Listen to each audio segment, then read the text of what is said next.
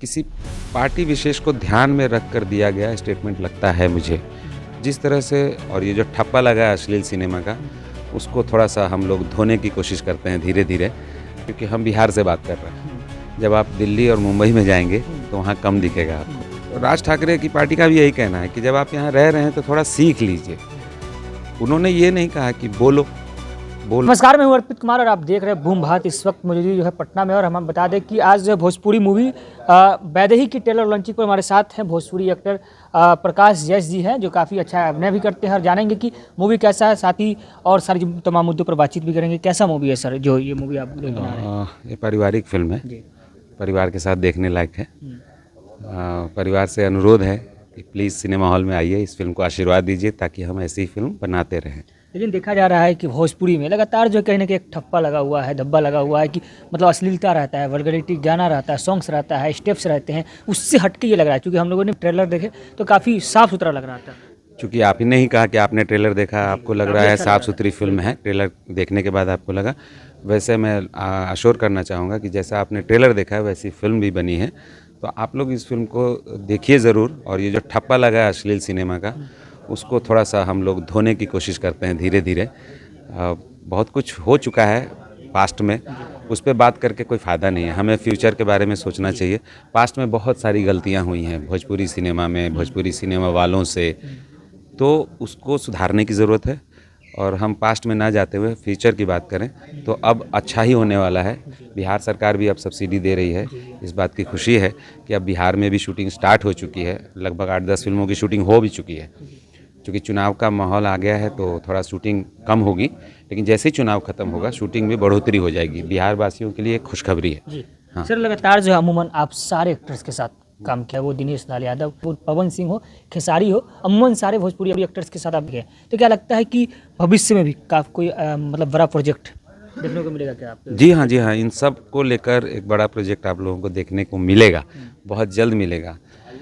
कोशिश तो जारी है, अब देखिए कितना कामयाब होते हैं हम लोग कोशिश कर रहे हैं कि सिनेमा में साफ़ सुथरा इमेज जो है परिवार के बीच हम लोग आएँ, क्योंकि परिवार आएगा तभी हम लोग हिट होंगे।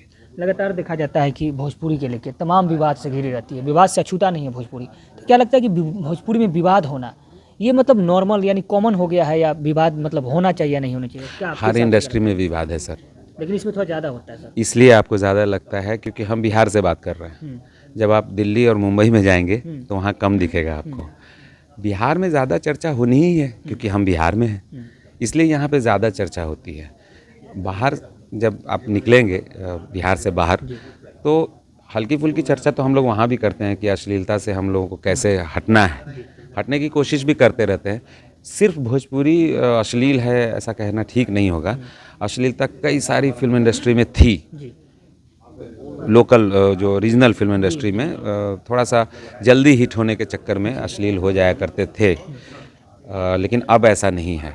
ये आपकी मूवी जो है कितने तारीख मतलब कितने तारीख को सिनेमा में आ रही है? ये 18 जुलाई को, ये आने वाले शुक्रवार को रिलीज़ हो रही है फिल्म। अच्छा, एक सवाल है सर कि जितने भी भोजपुरी मूवी है बहुत कम सिनेमा में लगती है, यानी कि मल्टीप्लेक्स अगर सिनेमा की बात करें तो वहाँ पे जो जगह नहीं दी जाती है। तो इसके लिए क्या आप क्या कुछ सरकार से अपील करना चाहेंगे, और क्या कुछ इसके लिए आप कहेंगे?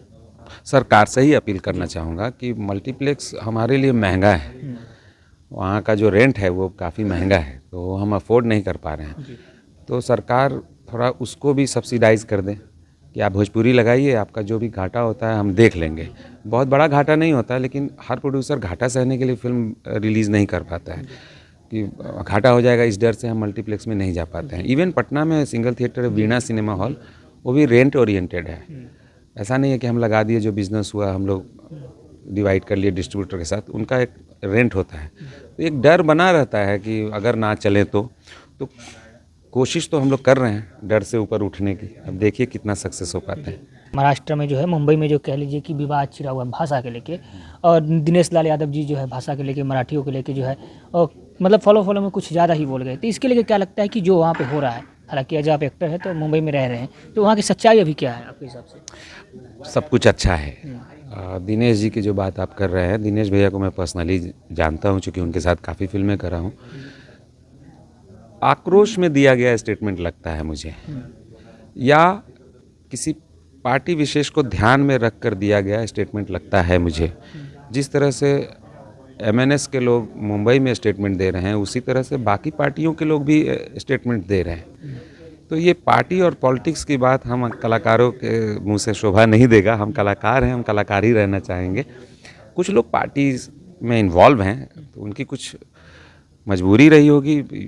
मतलब दिनेश जी इस तरह से स्टेटमेंट देते नहीं हैं। आहत हुए होंगे, उनको दुख पहुंचा होगा वीडियो देखकर, लेकिन सच्चाई कुछ और है। वहाँ पे सब कुछ ठीक है। लेकिन कहा जा रहा है कि मराठा बोलने के लिए, क्या आपको मराठी आती है बोलने से? थोड़ा थोड़ा। और सीख लिए हैं? नहीं, उसके लिए विधिवत ट्रेनिंग की ज़रूरत नहीं पड़ी। जब आप किसी स्टेट में रहते हैं ना 10-15 साल से, मुझे 20 साल हो गया मुंबई में रहते हुए, तो आप सीख जाते हैं। और राज ठाकरे की पार्टी का भी यही कहना है कि जब आप यहाँ रह रहे हैं तो थोड़ा सीख लीजिए। उन्होंने ये नहीं कहा कि बोलो बोलो, ऐसा नहीं है। लेकिन राज ठाकरे की भाषा से जिस प्रकार से लगता है कि वो तो जबरदस्ती कर रहे हैं। नहीं, कुछ लोग हैं जो स्टेटमेंट ठीक से नहीं दे पा रहे हैं। लाइक एग्रेशन में जो भी बोल देते हैं लोग। हमें दूरियां कम करने की बात करनी चाहिए। हमसे जितने भी दुकानदार हैं वहाँ पे, वो तो मराठी भी हैं, गुजराती भी हैं। तो जो गुजराती है वो हमसे गुजराती में नहीं बात करने लगता है। जो साउथ इंडियन है वो साउथ इंडियन में हमसे नहीं बात करता है। वो समझ लेता है कि हाँ, हिंदी एक कॉमन लैंग्वेज है, देश की राष्ट्रभाषा है। हिंदी इसलिए भी सब जगह बोली जाती है कि सबको हिंदी समझ में आती है। तो अगर ऐसा हार्डकोर तरीके से कोई तमिल भाषा में बात करने लगे तो हम फंस जाएंगे। ऐसा नहीं होता है वहाँ पे। सब लोग हिंदी में बात करते हैं। और जिनको मराठी समझ में आती है उनसे मराठी में बात कीजिए, जिनको हिंदी समझ में आती है हिंदी में बात करिए। ये सब पार्टी पॉलिटिक्स की वजह से हो रहा है। आप लोग समझ रहे हैं इस चीज़ को। इसको बढ़ावा नहीं देना है मुझे। बहुत बहुत शुक्रिया से बात करने के लिए। तो देखिए, हमारे साथ प्रकाश जैस जी हैं, जो पटना आए हुए थे और अपनी फिल्म की ट्रेलर लॉन्चिंग पे आए हुए थे। और इनकी फिल्म जो है आ रही है। काफ़ी साफ़ सुथरी फिल्म है, जिस प्रकार से ट्रेलर में इनकी फिल्म का ट्रेलर में दिखाया गया कि हाँ, फिल्म साफ़ सुथरी। बहरहाल आपका क्या सोचना पड़ रहा है, प्रतिक्रिया कमेंट बॉक्स में अवश्य बताइए। बने रहिए हमारे साथ। अब देख रहे हैं बूम भारत पटना से।